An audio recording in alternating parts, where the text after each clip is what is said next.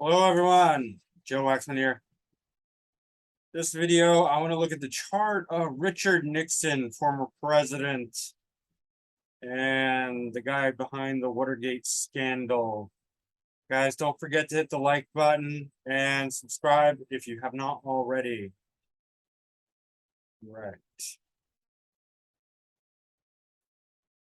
Richard Nixon. Okay. Capricorn Sun.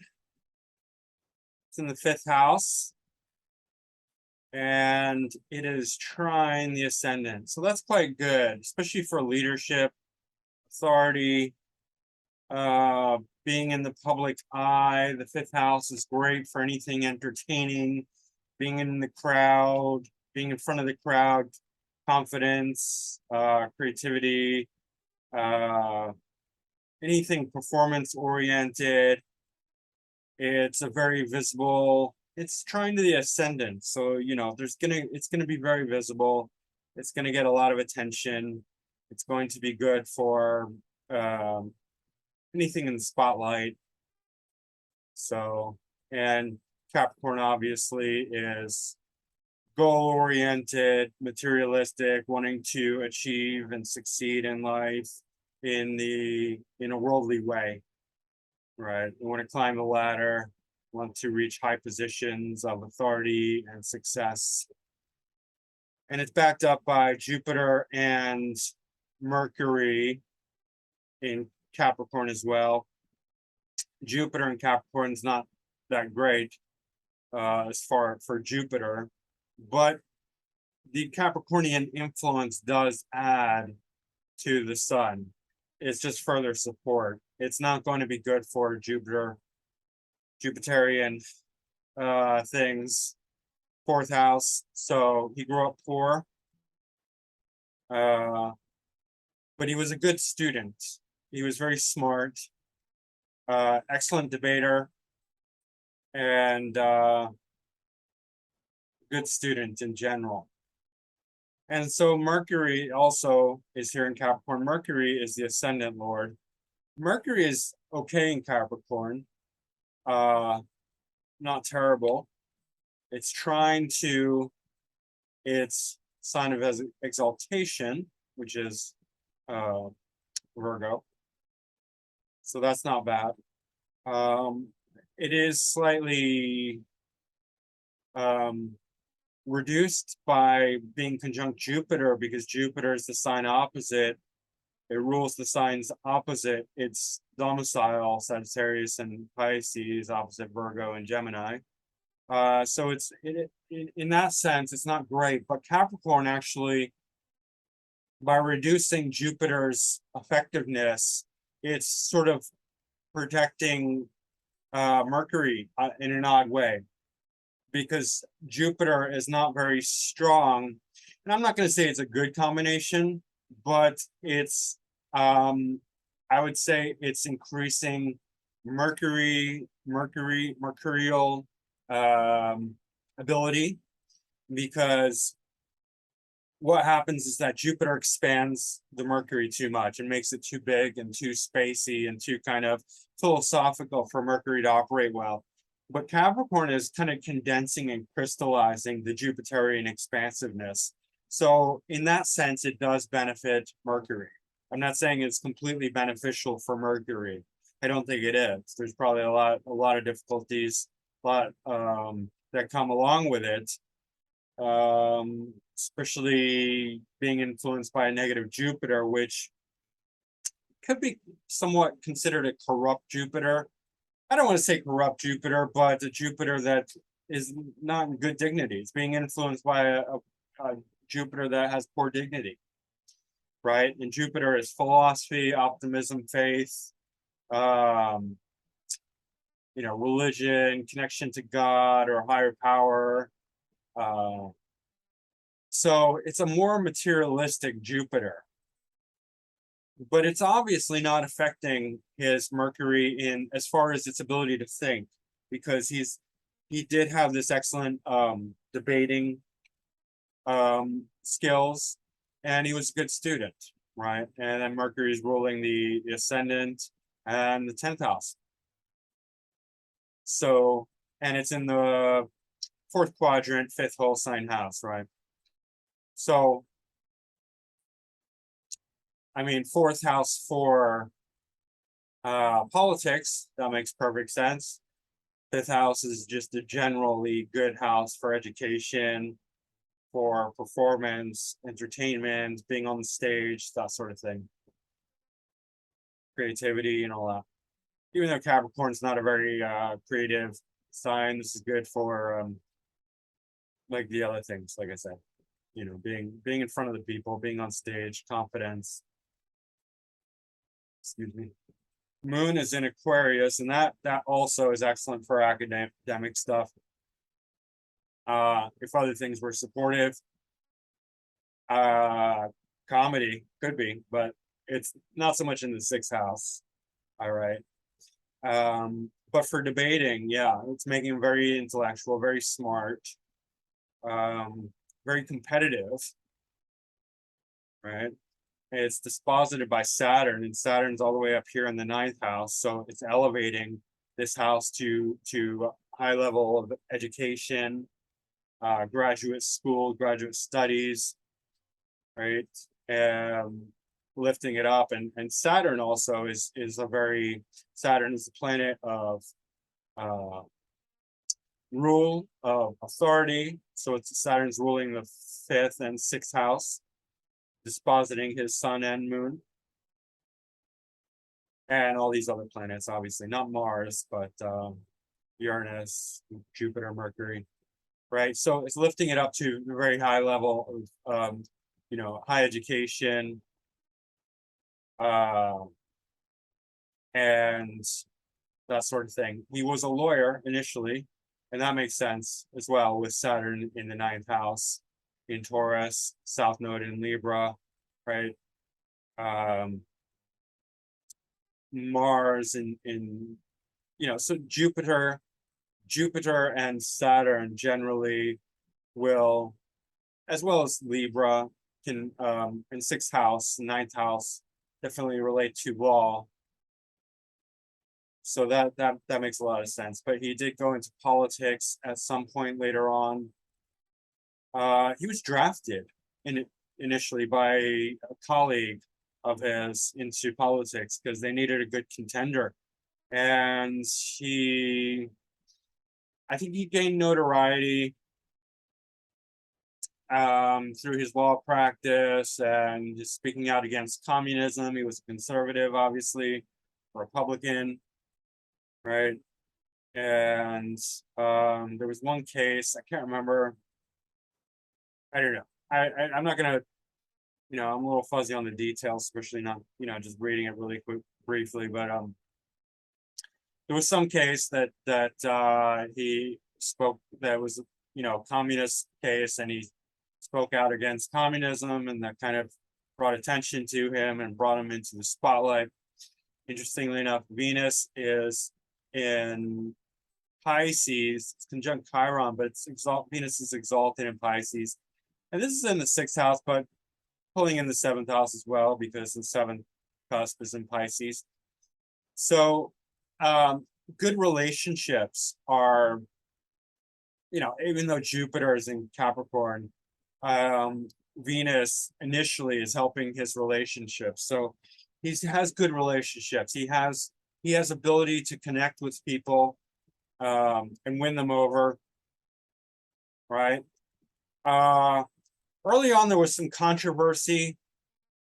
So he got into politics. He won the Senate seat and a congressional seat, and then he won the vice president. He was he was elected for vice president, or chosen for vice president with gosh, I want to say Truman. No, Eisenhower. Yeah. And there was a controversy initially about campaign donations, and then he gave a big speech that turned everyone again towards him. He won everyone's favor. So he was very charismatic in a way, and a large part due to this exalted Venus in the sixth, seventh house, right? Even if it's in the sixth house, that's still pre-relationship. So you have to understand, like sixth, seventh, and eighth are all houses of others. So even if it's sixth and seventh, it's still dealing with other people. Or if it's seventh and eighth influence, it's still dealing with other people. Sixth is pre-seventh, eighth is post-seventh, you know, sort of like that. You have to look at it as a flow, right?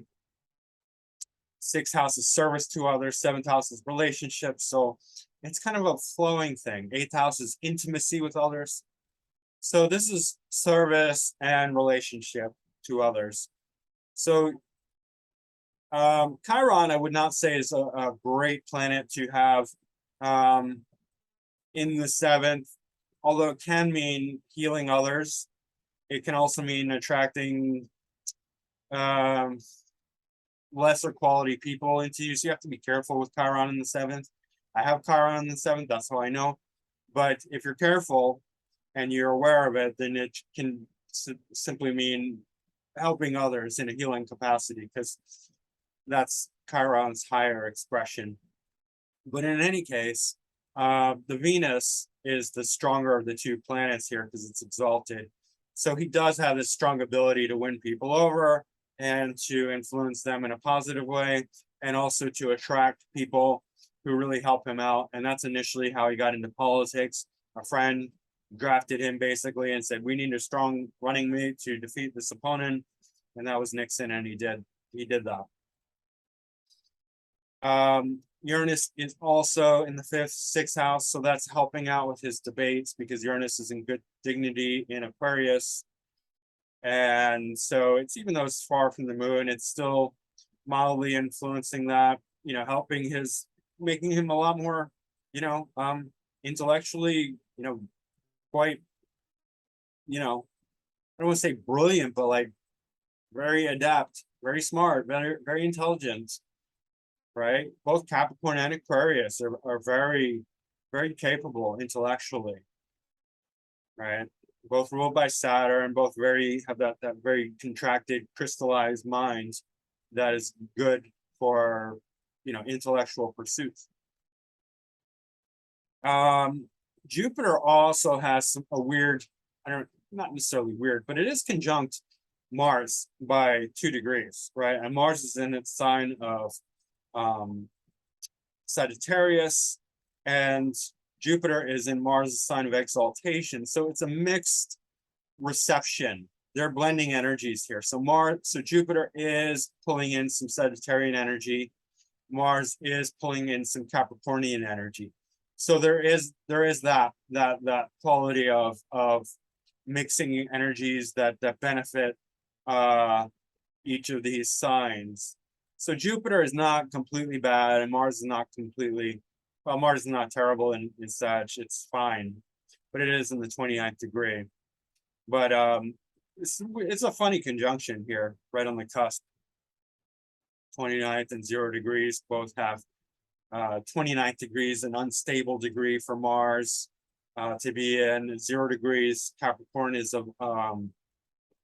for Mercury, for any sign, 0 degrees is kind of an overblown energy because it's the baby, the beginner's mind. So it's like going to extremes. Mercury and Capricorn, that probably helps this Mercury quite a lot, being able to have the 0 degree Capricorn energy. Just being, it probably creates a good intellect, right?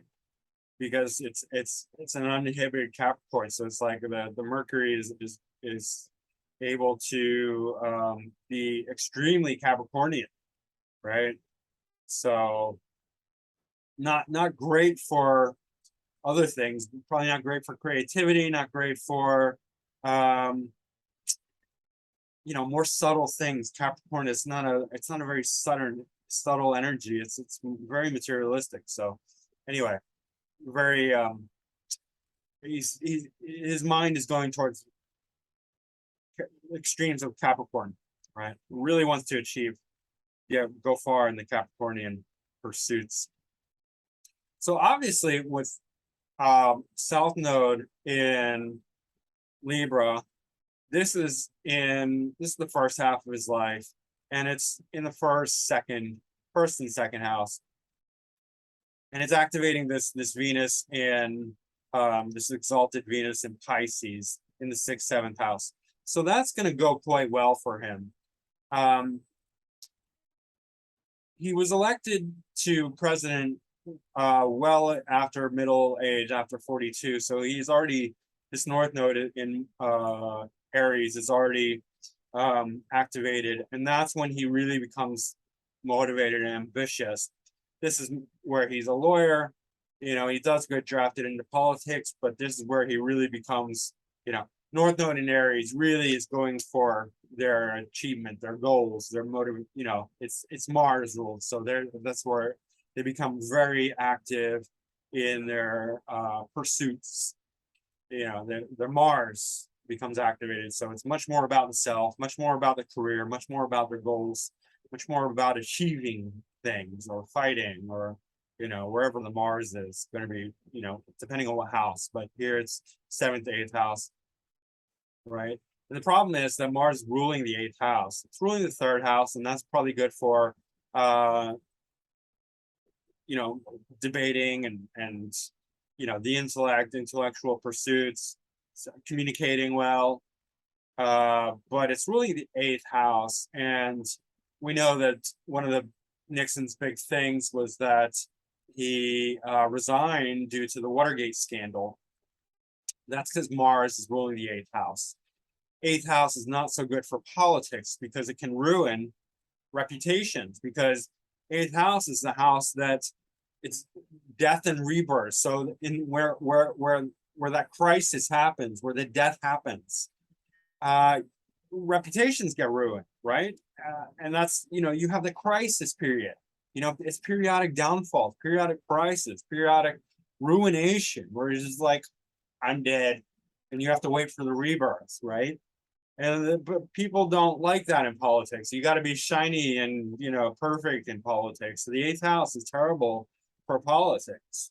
It's good for behind the scenes politics, for where you don't have to maintain appearances, where you can pull and push the levers from behind the scenes, where it doesn't matter if you have, or it doesn't matter nearly as much with the public opinion, where you're not being seen and, you know, judged by the public. You know, if you don't have that front of the, you know, if you're in the, you know, underground hidden realm. But he was the president, so he's in the public, and Mars is in the 4th house, clearly. So that's 4th house is politics, hometown, homeland, right? Politics is 4th as well as 11th, and 9th, 10th. I'd say 4th and 11th, and then Cancer, Moon.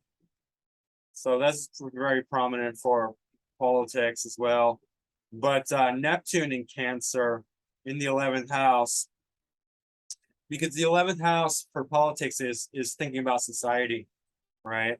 Because that's Aquarius's original house. So it's got Moon in Aquarius, so that it as well as for politics. And then Neptune. Neptune is the planet of, you know, fantasy, illusion, delusion, acting, that sort of thing, creativity on the higher ends, spirituality, mysticism. But for him, this sort of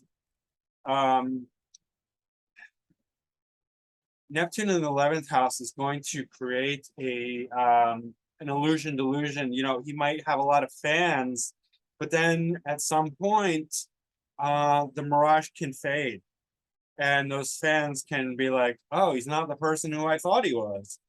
He's a crook. He's a criminal." Like, oh, you know, like, because it's all 11th house creates that illusion, that fantasy, right? And so, I'm sorry, Neptune creates the illusion, the fantasy, especially Neptune in Cancer in the 11th house is like, you know, for politics, that's very prominent.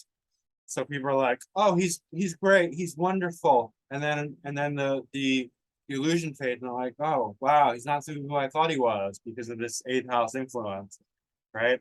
Can also indicate that he's surrounded by people who are deceiving him. You know, maybe he has in his group some people who are lying and deceiving him, you know, traitors as well. You know, Mars, in addition to ruling the eighth house and North Node in the eighth house, has this really bad, really difficult aspect with Pluto.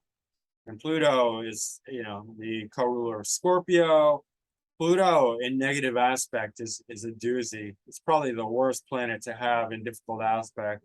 Opposition, square, or conjunct, really difficult, right? Because then it creates crisis, it creates death. So we get a double signification. So like you can already see in Nixon's chart, at some point he is going to face ruination. That's destined for him, right? Public ruination. Pluto is in the 10th house in Gemini, opposite Mars, dispositing the North Node, ruling the 8th house and the 3rd house. Right, so this is like, I mean, unavoidable with Pluto here and relating to politics. Mars in the 4th house, Pluto in the 10th, and in the same sign of his ascendant Lord, right? Mercury is ruling both 10th house and the 1st house, so directly involving him, implicating him. So that's a very difficult aspect to have, and would indicate definitely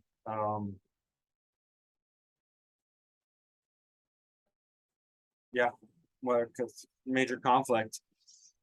What's interesting is that like it's not going to just happen once. I mean, it'll happen once in a big way at least, but you're going to see echoes or ripples or shadows of that. And that's what I was pointing to. There was some controversy initially in his political career about some campaign donations that he was able to overcome. But that was just the prelude to the big Watergate scandal. Henry Kissinger was his foreign advisor and secretary of state. I already did his chart. Now, Henry Kissinger might have been a political genius, but he was also a eugenicist. He wrote the Kissinger Report, which advocated for depopulation of third world countries, which is basically genocide. I mean, there's no way around that. You can't just depopulate people and just be like, yeah, part of everyday whatever, just killing people, you know, killing the unwanted, no big deal. So, you know, Kissinger was an unsavory fellow, and Nixon was part of that, right? Jupiter and Capricorn, yeah. Belief system, philosophy, you know, not very scrupulous, potentially. So I mean, I did not go into any of the details. I mean, he did end the highly unpopular Vietnam War, but then they followed it up with bombing of, what was it, Cambodia? I think they bombed Cambodia after the Vietnam War. Not very good. Not a wholesome.